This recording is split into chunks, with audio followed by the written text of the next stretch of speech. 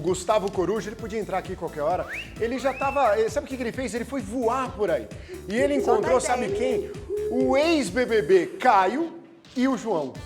Vocês sabem quem são, né, meninas? Sim, claro. O Caio e o João. E o Caio se mostrou...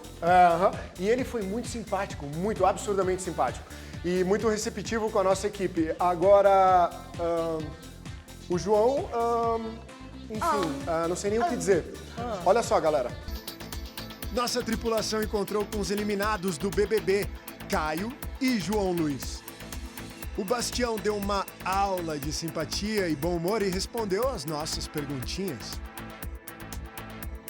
Quem que você encontrou primeiro aqui fora, Caio? Sua esposa ou o Rodolfo? Ah, minha esposa, tá doido? E quando você encontrou com ela, a primeira música que você cantou pra ela foi a Giripoca Vai Piar? Ah, certeza. Caio bem que tentou fugir, mas não aguentou, caiu no riso quando o assunto foi VTube.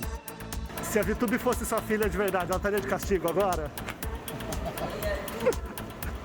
E a gente pode esperar uma dupla sertaneja dos Bastião aqui fora, cantando o Bastião de Cereja?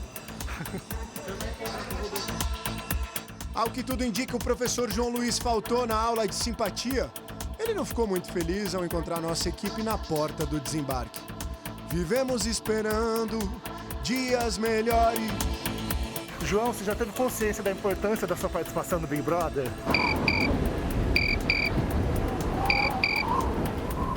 Já está se surpreendendo com o carinho dos fãs aqui fora, João?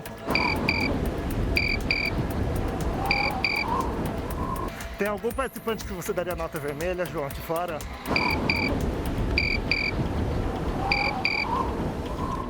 Nota vermelha para João Luiz. Quem sabe na próxima viagem ele vai ser um pouco mais simpático, né, João?